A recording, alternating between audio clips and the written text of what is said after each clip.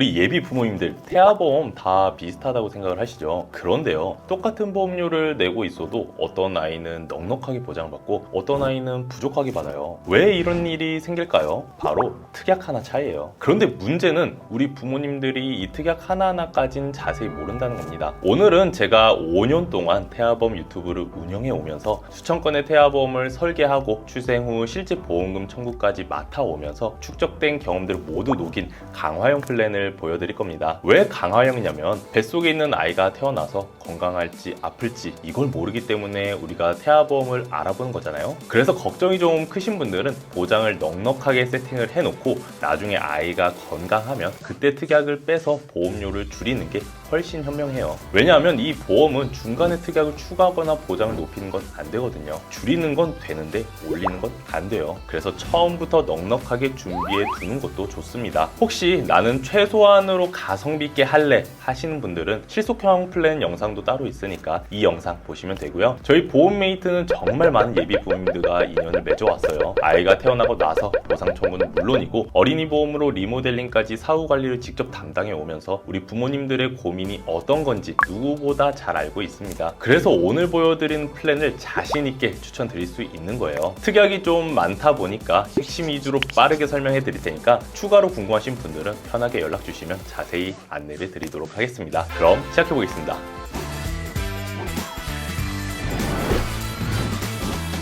보험료부터 볼게요. 출생 전은 67,350원, 출생 후는 39,890원입니다. 왜 출생 전이 더 비싸죠? 이런 질문을 많이 하시는데요. 태아 기간 동안에만 납입하는 특약들이 있어서 그렇고요. 출생 후 보험료가 아이가 태어나고 20년 동안 내는 금액이니까 출생 후 보험료를 기준으로 봐주시면 됩니다. 가장 먼저 기본 계약인 1번 상해 후유장애 담보 1억 원 넣었습니다. 우리 아이가 상해로 치료를 받았는데도 완치가 안 되고 안타깝게 후유장애가 남는 경우가 있어요. 이때 장애 정도에 따라 보험금을 지급을 해주는데 가입 금액에 정해진 후유장애 지급률을 곱한 금액을 보상을 해줍니다. 예를 들어 교통사고로 팔꿈치 관절 굳어서 안 움직여져서 후유장애 30% 판정을 받으면 1억 원의 30%인 3천만 원을 지급받는 거예요. 우리 신체의 머리카락, 손톱, 발톱 빼고 모든 부위를 보장해주고 신체 부위별로 보장해주니까 최소한 1억은 넣어주시는 게 좋습니다. 2번 보험료 납입면제 대상 담보입니다.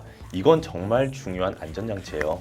보험료를 내는 기간 안에 이런 중대한 질병에 하나라도 해당하면 그때부터는 보험료를 안 내도 됩니다. 예를 들어 그럴 일 없겠지만 가입 후 10년 뒤에 암 진단을 받았다. 그러면 그때부터 남은 10년치 보험료는 면제가 되는 거고 보장은 30세까지 계속 받을 수 있습니다. 너무 좋은 특약이에요. 3번 보험료 납입 지원 담보입니다.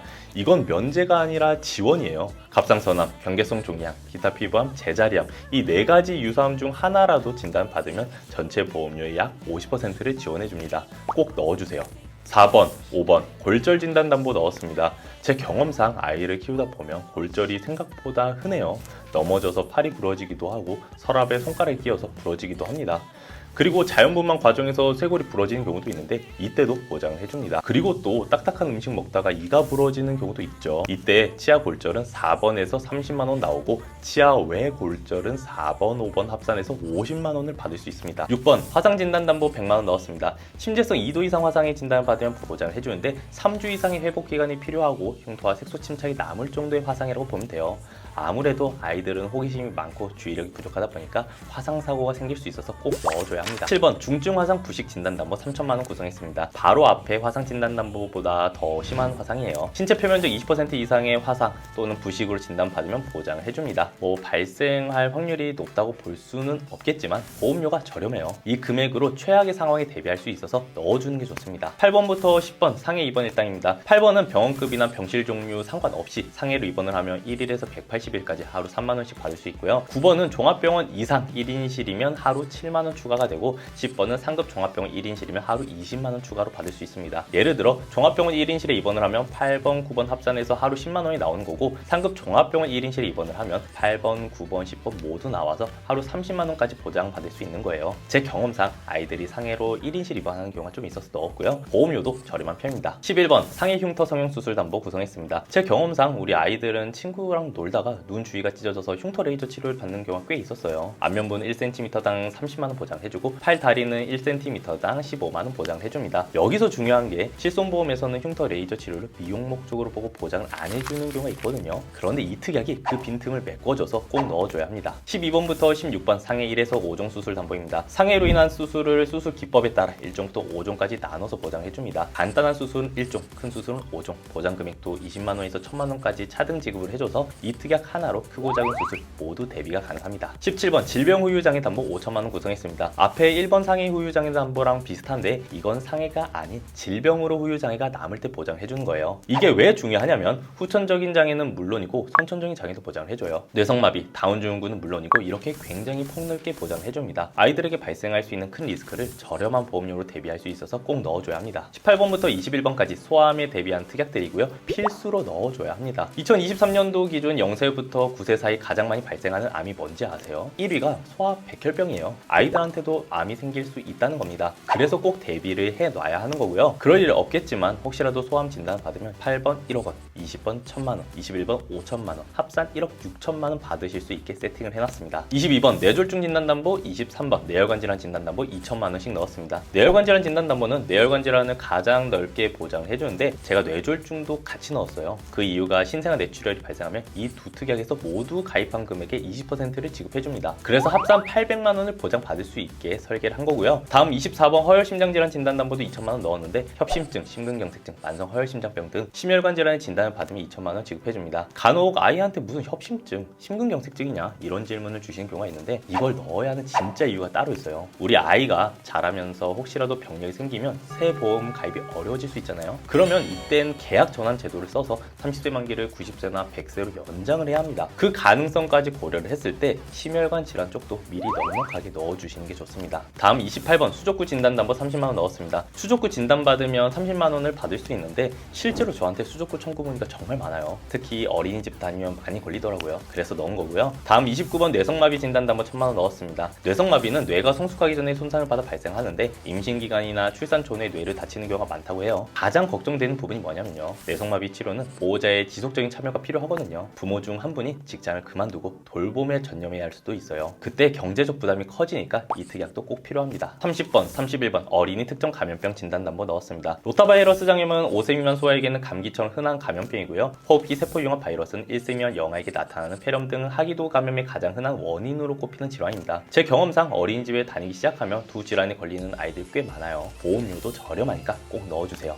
본 광고는 심의 기준을 준수하였으며 유효기간은 심의일로부터 2년입니다. 다음은 질병 입원 일당 특약들인데 태아보험에서 가장 많이 청구하는 특약이 뭐냐고 물으면 정말 망설임 없이 이 질병 입원 일당이에요. 넉넉하게 넣어주시는 게 좋습니다. 32번, 33번은 병원급이나 병실 종류 구분 없이 가장 넓게 보장을 해준 입원 일당이에요. 1일부터 30일까지는 중복 보장을 해줘서 하루 6만원씩 받을 수 있고 30일 이후부터 180일까지는 33번에서만 하루 5만원씩 받을 수 있습니다. 그리고 아이가 저체중아로 태어나서 인큐베이터에 들어가면요. 인큐베이터실은 중환자실 로 분류가 돼서 36번에서 5만원이 추가로 지급돼요. 그래서 하루당 합산 총 11만원씩 지급받을 수 있고요. 또 종합병원 1인실에 입원을 하면 34번에서 하루 10만원이 추가가 되고 상급 종합병원 1인실에 입원을 하면 34번, 35번 추가가 돼서 하루 총 30만원씩 지급받을 수 있습니다. 1인실까지 필요한가? 이렇게 생각하실 수 있는데요. 실손보험에서 1인실 비용은 아무리 많이 줘도 하루 10만원이 최대예요. 1인실에 길게 입원을 하면 부모님 부담이 커질 수밖에 없습니다. 제 경험상 전염성 강한 질병이나 수술 받고 나서 1인실 쓰는 경우가 좀 있더라고요. 이 입원 일당들은 넉넉하게 넣으셨다가 아이가 좀 커서 입원을 잘 안 한다. 그럼 그때 삭제를 해서 보험료를 낮추시는 것을 추천드립니다. 다음은 질병 수술 특약들입니다. 얘네들도 정말 중요합니다. 뱃속에서부터 가지고 태어난 선천 이상 질환도 보장해주기 때문에 꼭 넣어줘야 합니다. 먼저 37번 질병 수술 담보입니다. 37번은 미용 목적 요실금, 항문 관련, 혀유착증 등 일부를 제외하고 가장 폭넓게 수술을 보장해주고요. 38번은 여기에 추가로 다래끼, 결막염,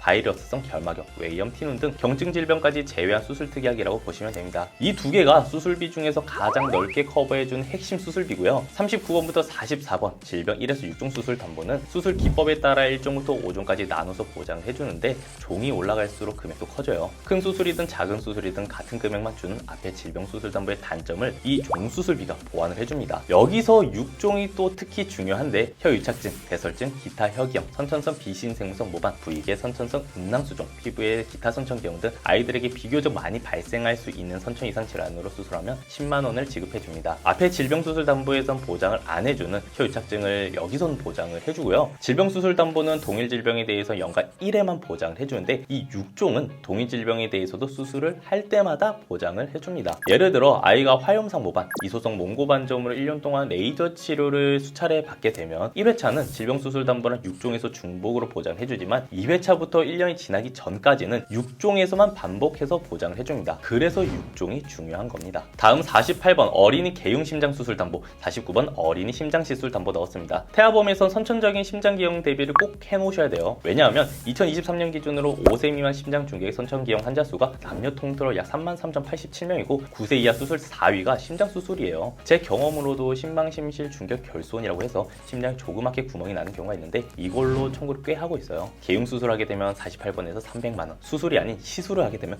49번에서 200만원 받을 수 있고 꼭 넣어줘야 합니다. 50번 특정 선천 이상 수술담보 200만원 구성했습니다. 앞에 6종에서 보장하는 선천 이상 외에 나머지 신경계통, 순환계통, 호흡계통의 선천기형까지 모두 보장해줍니다. 이것까지 넣으면 선천 이상 질환 수술은 빈틈없이 대비가 가능합니다. 다음 56번부터 58번 가족 일상생활 배상 책임 담보 넣었습니다. 등본상 가족이 남의 신체나 물건에 피해를 끼쳤을 때 1억 원 한도로 보상해주는데요. 우리 아이가 남의 집 TV를 고장 냈을 때, 우리 집 강아지가 남을 물었을 때, 누수사고로 아랫집에 피해를 입혔을 때 등 폭넓게 보상해줘서 활용도가 큽니다. 대인사고는 자기부담금이 없고 대물사고는 자기부담금이 있어요. 누수 외 사고는 20만 원이 공제가 되고 누수사고는 50만 원이 공제됩니다. 가족 중 한 명도 가지고 있지 않다면 넣어주는 게 좋고요. 이미 있으면 빼셔도 됩니다. 참고로 이 특약은 현재 모든 보험사가 갱신형만 있고 오늘 제가 넣은 특약들 중에 유일한 갱신형입니다. 59번 저체중아 입원 일당 5만 원 넣었습니다. 아이가 2.5kg 이하 미숙아로 태어나서 인큐베이터를 이용하면 3일째부터 60일까지 하루 5만 원씩 받을 수 있는데 앞에 질병 입원 일당 특약들이랑 중복 지급이 되니까 넉넉하게 대비할 수 있습니다. 60번부터 62번 선천 장애 출생 담보 구성했습니다. 이 특약도 꼭 넣어줘야 합니다. 왜냐하면 수술을 안 해도 진단만 받아도 보장을 해줘요. 다른 특약들은 선천 질환으로 수술까지 해야 보장을 해주는데 이건 진단만 받아도 보장해줍니다. 진단받은 코드에 따라 1종, 2종, 3종으로 나뉘는데 1종에서 3종으로 갈수록 심한 장애에 해당이 돼요. 심방심실 중격 결손이나 사경이 진단을 받으면 1종에서 30만 원, 다지증, 구개열, 구순열, 식도의 선천기형 등으로 진단을 받으면 2종에서 100만 원 지급되고요. 3종에 해당하는 다운 증후군, 에드워드 및 파타우 증후군의 진단을 받으면 1000만 원을 지급해줍니다. 저는 개인적으로 심방심실 중격 결손이랑 사경으로 청구를 많이 하고 있습니다. 다음 63번 선천 변형 두상 진단 담보 넣었습니다. 사두증은 선천적 유전 결함이나 출산 과정에서 골반에 의해 머리가 변형이 되는 건데요. 제 경험상 헬멧으로 교정하는 경우가 많아요. 이 헬멧 비용이 만만치 않은데 이때 도움 받을 수 있습니다. 오늘은 이번 달 기준 가장 추천하는 태아보험 30세 만기 강화형 플랜을 보여드렸습니다. 실속형보다 보험료는 좀 있지만 그만큼 보장이 탄탄해요. 걱정이 되시는 분들은 강화형으로 준비를 하셨다가 아이가 태어나고 건강 상태를 보시고 그때 특약을 조정해서 보험료를 낮추시면 됩니다. 그리고 한 가지만 더 말씀드릴게요. 태아보험은 특히 담당자가 중요해요. 아이들은 어른들보다 병원을 좀 다니는 편입니다. 제 아이도 4일 연속 병원을 가는 경우가 있었고 입원이나 수술도 제 경험상 좀 있더라고요. 그때마다 보험 담당자한테 연락할 일이 많이 생깁니다. 우리 부모님들은 아이 간호에만 집중을 하시고요. 보험금 청구는 저희 보험메이트가 전문적으로 다 도와드리겠습니다. 설계에서 끝나는 게 아니라 아이가 태어나고 난 이후에 사후관리까지 끝까지 함께 하겠습니다. 다시 한번 소중한 아기를 가지신 거에 대해 진심으로 축하드리고요. 영상이 도움이 되셨다면 좋아요랑 구독, 알림 설정까지 꼭 부탁드립니다. 보험메이트의 상담이 필요하시다면 위에 번호로 연락 주셔도 되고 화면 하단에 더보기 버튼이 있습니다. 더보기 버튼을 클릭하시면 카톡 상담 링크, 카페 상담 링크도 나와 있으니까 편하게 연락 주시기 바랍니다. 모든 예비 부모님들이 태아보험을 100점으로 준비하시는 그날까지 함께 하도록 하겠습니다. 감사합니다. 본 광고는 심의 기준을 준수하였으며 유효기간은 심의일로부터 1년입니다.